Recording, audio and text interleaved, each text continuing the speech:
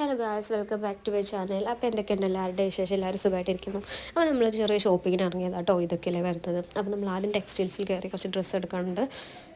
അങ്ങനെ അനിയത്തി ഡ്രസ്സ് നോക്കിക്കൊണ്ടിരിക്കുകയായിരുന്നു കേട്ടോ. ആ സമയത്ത് നമ്മൾ മിറർ കണ്ടു. മിറർ കണ്ടാൽ പിന്നെ വെറുതെ വിടില്ലല്ലോ. അങ്ങനെ നമ്മൾ കുറച്ച് ഫോട്ടോസും വീഡിയോസൊക്കെ എടുത്തു. പിന്നെ ഇവർ രണ്ടാളും ഇപ്പം അടങ്ങിയിരിക്കുന്നത് ശ്രദ്ധിക്കണം കേട്ടോ. കുറച്ച് കഴിഞ്ഞാൽ പിന്നെ ഇപ്പം കച്ചറയാവും. പിന്നെ ഇവൾ ഒറ്റയ്ക്ക് തന്നെ സ്റ്റെയർ ഇറങ്ങണം എന്ന് പറഞ്ഞ് ഒറ്റയ്ക്ക് ഇറങ്ങണം കേട്ടോ ആ കാണുന്നത്. അങ്ങനെ നമ്മൾ അവിടെ നിന്ന് ഇറങ്ങിയിട്ട് നേരെ ജ്വല്ലറിയിലോട്ടാട്ടോ പോയത്. അൻപതിൻ്റെ മാല അവൾ കടിച്ച് പൊട്ടിച്ചിട്ടുണ്ടായിരുന്നു. അപ്പോൾ നമ്മളത് മാറ്റാമെന്ന് വിചാരിച്ചു. ഇതൊക്കെയല്ലേ വരുന്നത്. നമ്മൾ ജ്വല്ലറിയിൽ വന്നു. ഇത് മരുത ഫാഷൻ ജ്വല്ലറി ആട്ടോ.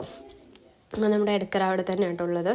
അപ്പോൾ പിന്നെ അവിടെ നമ്മളിങ്ങനെ മാല മാറ്റിക്കൊണ്ടിരുന്നപ്പോൾ നമ്മൾ വെറുതെ ഇരിക്കാണല്ലോ. അപ്പോൾ നമ്മൾ വിചാരിച്ചു വേറെ കളക്ഷൻസൊക്കെ നോക്കാമെന്ന്. അപ്പോൾ ബ്രേസ്ലെറ്റിൻ്റെ നല്ല കളക്ഷൻസ് ഉണ്ട് കേട്ടോ. അപ്പോൾ ഞാനൊക്കെ ഒന്ന് വെച്ച് നോക്കുമായിരുന്നു. നല്ല ഭംഗിയുണ്ടായിരുന്നു കേട്ടോ കാണാൻ.